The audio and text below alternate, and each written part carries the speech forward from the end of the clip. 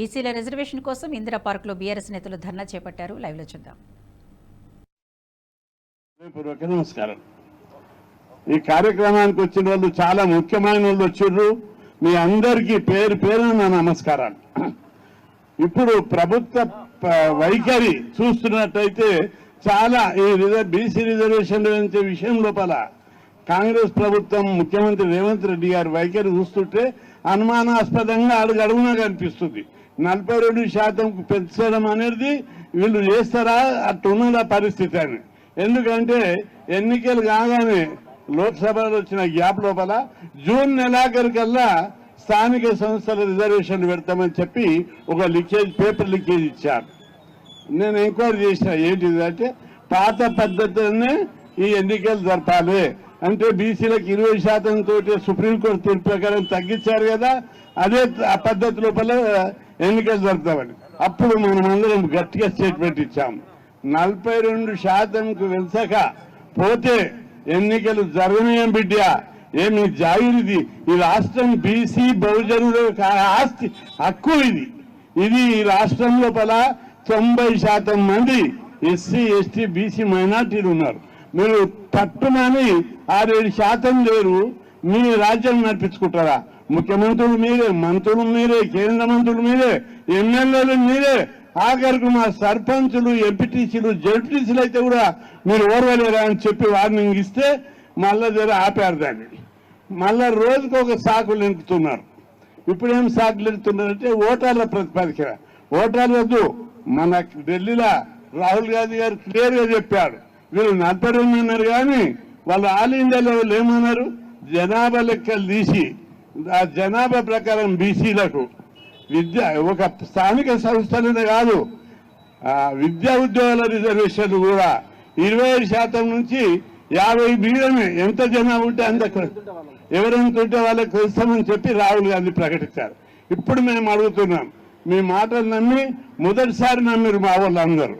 అరే ఇన్ని ప్రభుత్వాలు మారినా 76 ఏళ్ళు అయినా ఈ దేశంలో బీసీలను బిచ్చగాలని చేశారు. మీరు ఏ రంగంలో కూడా మా వాట ఇవ్వలేదు. విద్యారంగంలో లేదు, ఉద్యోగ రంగంలో లేదు, రాజకీయ రంగంలో లేదు, పారిశ్రామిక రంగంలో లేదు. అన్ని రంగాల్లో మమ్మల్ని తొక్కారు, బిచ్చగాళ్ళని చేశారు మమ్మల్ని. అందుకే మొదటిసారి రాహుల్ గాంధీ గారు చెప్పారు వాటా ఇస్తానని అని జర్ర మొగ్గు చూపితే మీరు ఎక్కడో ఉండేటోళ్ళు 40 కాడ 50 కాడ ఉన్నోళ్ళు ఏకదమ్ 100 కాడికి పోయారు. ఇక్కడ కూడా అధికారంలోకి వచ్చారు. బీసీలకు మరింత లాభం జరుగుతుంది, మేము అభివృద్ధి చేస్తామని ఇప్పుడు హెచ్చరిస్తున్నాం. రేవంత్ రెడ్డి గారు మీ వైఖరి మార్చుకోవాలి. చాలా రోజులుగా మీ వైఖరి లోపల కార్పొరేషన్ చైర్మన్ల లోపల, ఎమ్మెల్యేల లోపల, ఇంకా అనేక మీ మాటల లోపల, మీ ఉపన్యాసాల లోపల బీసీలకు వ్యతిరేకంగానే పోయింది. కులాభిమానం చూపిస్తున్నారు. ఈ వైఖరి మార్చుకో. ఇది డెమోక్రసీ, ఇది ప్రజాస్వామ్యం. ఎవరి కులం ప్రకారం వాళ్ళకి వాటా ఇవ్వకపోతే ఊరుకునే రోజులు కాదు. ఈ నేల మీద విప్లవ ఉద్యమాలు నడిచినాయి. ఈ నేల మీద కమ్యూనిస్టు ఉద్యమాలు జరిగినాయి. ప్రాణాలకు తెగించి బందూకులు పట్టిన నేల ఇది. కాబట్టి స్వతంత్ర పోరాటం కంటే ముందు కూడా ఈ నేల మీద విప్లవ నినాదంతో గర్జించిన నేల ఇది. కాబట్టి మా వాట మాకు ఇవ్వమని అడుగుతున్నాం. మా మాట ఇవ్వకపోతే ఖచ్చితంగా మీ గుణపాఠం నేర్తామని కూడా హెచ్చరిస్తున్నాం. ఈ నేల తెలంగాణ ఉద్యమం అయ్యింది. ఆ రోజు ప్రతి కులం action committee, joint action committee పెట్టారు. బీసీలు జాయింట్ యాక్షన్ కమిటీ పెట్టారు, కులాలు జాయింట్ యాక్షన్ కమిటీ పెట్టారు. అనేక లక్షల మంది రోడ్ల మీదకి వచ్చారు. అనేక మంది ప్రాణత్యాగాలు చేశారు. ప్రాణత్యాగాలు చేసిన వాళ్ళ దాంట్లో బహుజనులు ఎక్కువ ఉన్నారు. కాబట్టి ఆ ప్రాణ త్యాగాలతోటి, ఆ మిలిటెంట్ ఉద్యమాలతోటి తెలంగాణ వచ్చింది. రాదు 60 ఏళ్ళ నుంచి కొట్లాడితే తెలంగాణ రాలేదు. ఈ 5-6 ఏళ్ళు మిలిటెంట్ ఉద్యమాలు చేసి వచ్చింది. ఇప్పుడు బీసీ ఎస్సీ లోపల రాజ్యాధికార జరిగింది. మా రాజ్యాన్ని మేము వెళ్తామని అడుగుతున్నారు వాళ్ళు. అది స్థానిక ఎన్నికలతో ప్రారంభం కావాలి. కాబట్టి ముఖ్యమైన నాయకులు వచ్చారు. మనము ట్రెడిషనల్ ఉద్యమాలతోటి సరిపోదు. మీ ఉద్యమ అంతా మార్చాలి. అందరు ఒక్కొక్కరు మీరు అందరూ అనుకుంటున్నారు ఎవరైనా తక్కువ లేరు. మీ ప్రాంతాల లోపల తెగించి ఉద్యమాలు చేయడానికి ముందుకు రావాలి. చరిత్ర సృష్టించాలి. గతం లోపల మన ఉద్యమాలన్నీ మామూలు ఉద్యమాలు చేస్తే హాస్టల్ రాలేదు, గురుకుల పాఠశాలలు రాలేదు, స్థానిక సంస్థలు కూడా ఇవన్నీ ఒట్టిగా రాలేదు. ప్రభుత్వ దయాదక్షిణ మీద రాలేదు, అనేక ఉద్యమాలు చేసి వచ్చినటువంటి ఇవన్నీ.